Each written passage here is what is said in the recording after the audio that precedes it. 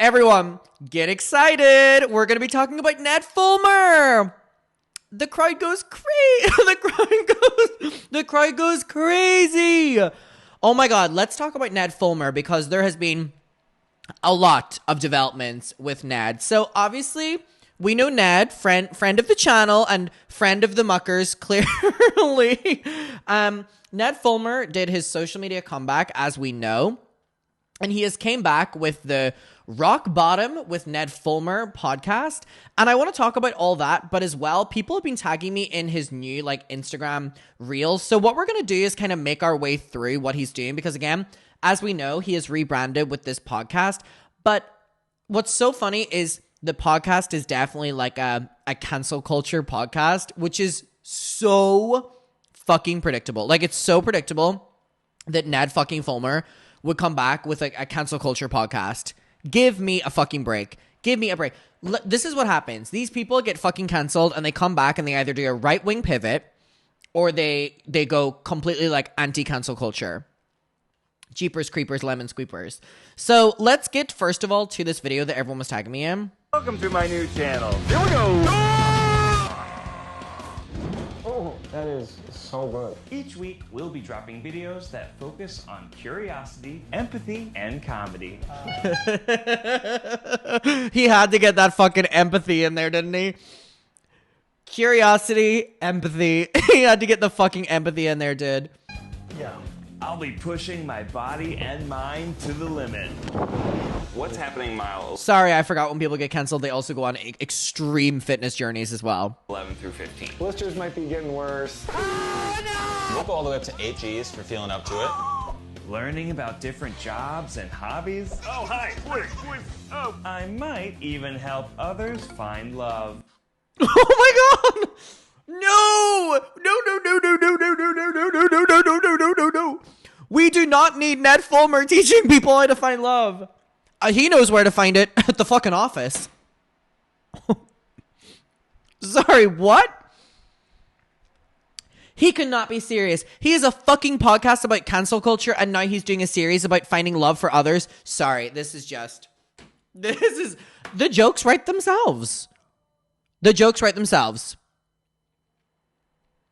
He goes, I'm going to help you find love. How many coworkers do you have? How many employees do you have?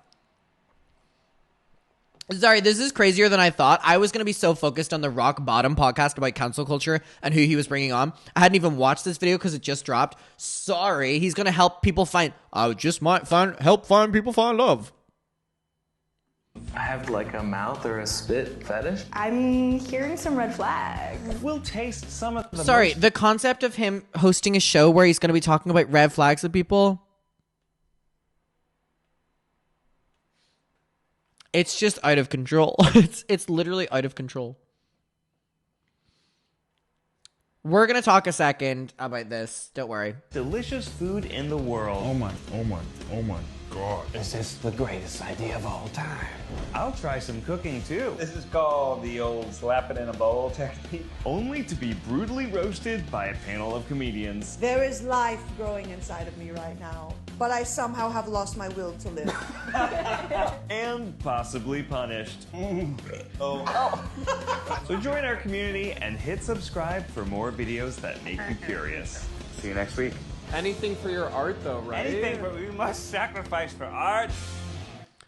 Building a more curious world. Give me a fucking break. Now, first of all, let's address the elephant in the room, which is that Ned Fulmer is trying to be all of the Try Guys right now. This is literally recycled Try Guys content, which I normally wouldn't have a problem with that. But the fact that, you fucked up that entire business and you have the audacity to think you can go solo. This is whenever, the least favorite member of, a girl group or a boy group goes solo and then they flop. And then we'll see them at the reunion tour. You know what I mean? This is so crazy. There is so much to dissect with that before we get to the podcast. So just let me have a beautiful moment here. The fact that all of this content is pre-filmed and it literally is exactly the Try Guys content is him desperately trying to, claw his way back. I just don't think his ability to see things for how, how is some of the content being that you're hosting a dating show? Is that literally supposed to, is it supposed to be a built-in joke? Is it Jesse Nelson vibes from Little Mix? literally. Is that supposed to be part of like a joke? Because I know it's not, because I know that he genuinely is like, oh my God, I can help people find love.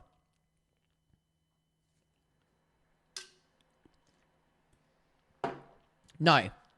First of all, are the comments on in this? Please tell me the comments are on. They are. Wonderful. He said, I'm so excited to finally share more of what I've been working on over the past couple of years. Making people laugh and learning new things has always been my passion, and this time I'm taking it to a whole new level with some incredible guests, organizations, and challenges that push me completely out of my comfort zone. The first episode of season 1. Okay, first of all, before I get to these comments, which I'm sure are going to be incredibly fucking beautiful, I am not, what's the word? I'm not a person who is naive. Cheating is unfortunately common, right?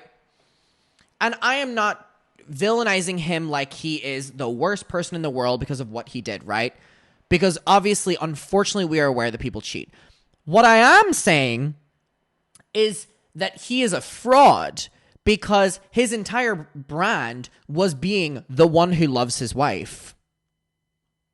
His entire brand was how much he loves his wife. He cheated on that wife, ruined the entire illusion, but more importantly, he cheated with the power dynamic because he was the employee, the boss of the employee. That is my problem. I am aware that people cheat, right? I'm aware that people cheat. He was a boss who abused the power to cheat with an employee. And that's a problem to me. And what's a problem even more so is that with the podcast, he comes back with the first episode being with the wife he cheated on. And it's awkward. It's terrible. It shows that he has no remorse, no lack of growth, or no growth. And then it's like, oh my God, so what? We have to go on a fucking journey with you outside of your comfort zone now? And there's children involved, yes. I'm sure there is already a very successful channel of guys that try stuff like this. You have a chemistry degree. You don't have to do this. Oh, to be a fly on the wall at the Try Guys office right now. So basically the exact same thing the Try Guys are doing. Can he not just take like an office job? Look, I understand desperately looking for redemption. No one wants to suffer forever, but find a new thing. Wow, you're a guy trying things outside of your comfort zone? This reminds me of a really popular YouTube channel. You have a chemical engineering degree from Yale. You are going to help people find love? I need to like that one. LOL. He didn't make a mistake. He made a choice. A series of choices he regrets because he got caught. I always double down on that as well. People, because he got caught. He still hasn't even really taken accountability for what he did to his family. Those of you who want to support his attempts at redemption are more than welcome to, but don't get mad at people for not forgiving him. Most felt his apologies were lackluster at best, and people aren't entitled to forgiveness. True. It's not about being perfect, it's about being authentic and genuine, and Ned has not came across as either. Okay, so here's my thing. Let's go back here. Jesus, that was good as fuck. I didn't think that was going to be as beautiful as what it was. Here I was going to focus on the podcast. So, rock bottom with Ned Fulmer. Obviously, we have the first episode with the wife. 142,000 dislikes, 8,000 likes. 1.1 million. Obviously, it was a genius comeback. Him calling it The Scandal and her calling it Your Affair is all we need to know. The mental relief I feel knowing that she hasn't stayed with him is enormous. The way I'm never clicking on this channel again. He's trying to interview her like a therapist or fellow victim. It's wild how he destroyed her life. Alright, okay, so here's my thing. This channel, let's see who he brings on. So 1.1 million views to the next week, 47K. Addiction, Arrest, and Oprah's Book Club, Laura Love Hardin. When he grabbed my arm and he... Sorry, and this is also a Zoom interview? like you do when something happens. I can't believe this is a Zoom interview. We don't have the budget for an in-person thing. Sorry, 300 likes, 5.9 dislikes. What are the comments on this? No way he decided to continue doing this. After reading the comments, I wouldn't dare. Amazing how the super fake, low pitch, and ridiculous vocal fry has disappeared. Ned, go get a normal 9-to-5 like the rest of us. Your career as a public figure is over. Your actions are deplorable, and what's worse is having to rewatch You rematerialize on the internet, branding your own personal actions as some great tragedy. You're not a victim. You're not making amends. You're not even likable. Had to stop as soon as he said he could only imagine the emotional pain of infidelity in a marriage. What?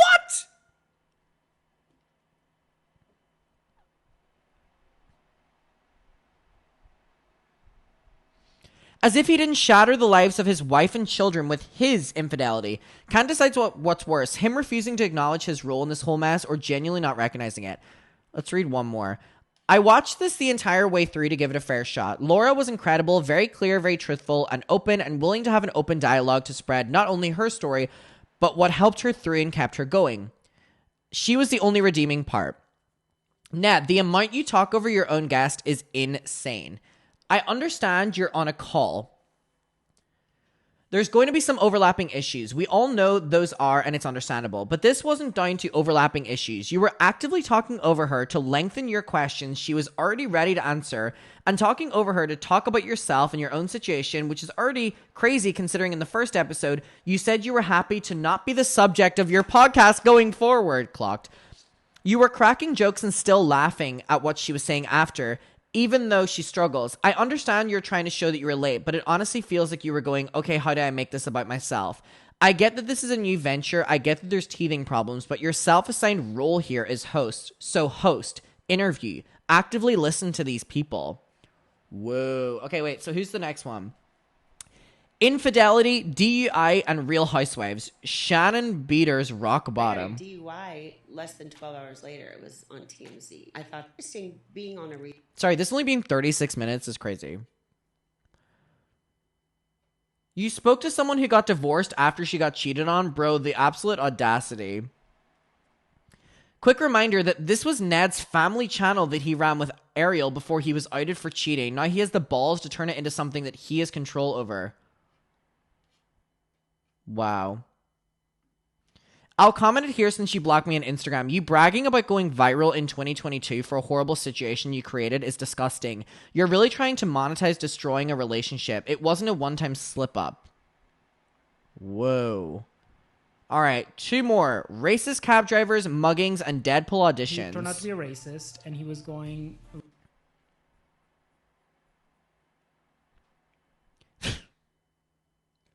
This is like O.J. Simpson launching a relationship advice book.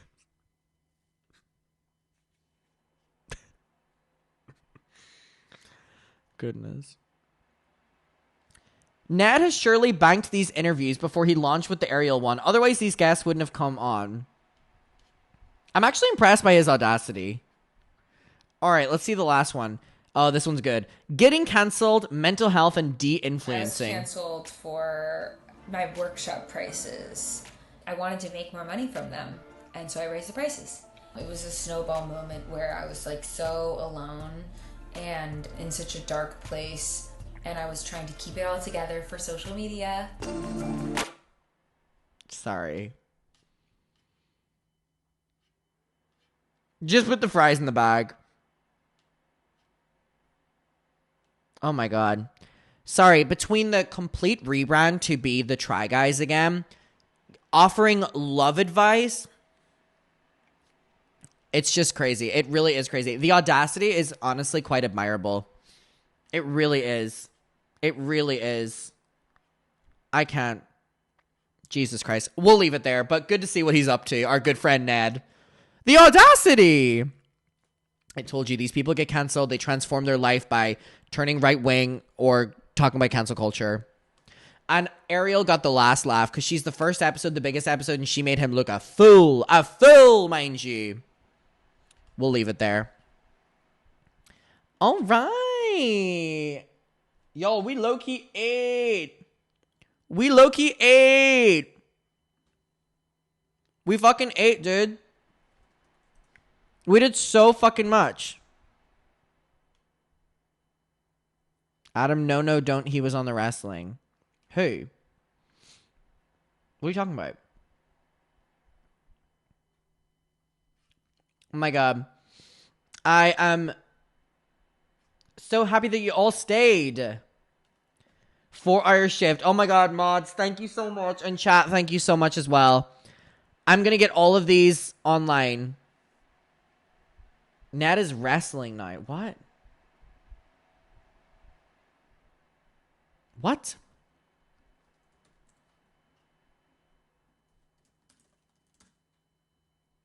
Ned Fulmer wrestling?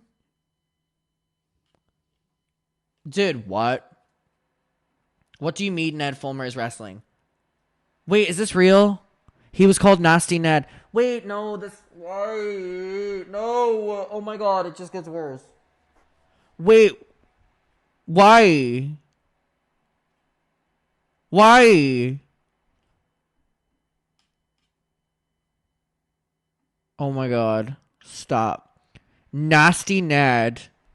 Oh my god. How does it get worse? Oh, Jesus Christ. Oh my god. Nasty Ned? Watching Nasty Ned in the ring. Oh my god, we gotta wrap this up. You know, for the sake of myself, I'm gonna wrap it up here. I didn't even need to know that, but my god, Nasty Ned. Wrap it up. Wrap it up. We're done. We're done. We're done. We're done. We're done. Guys, no more.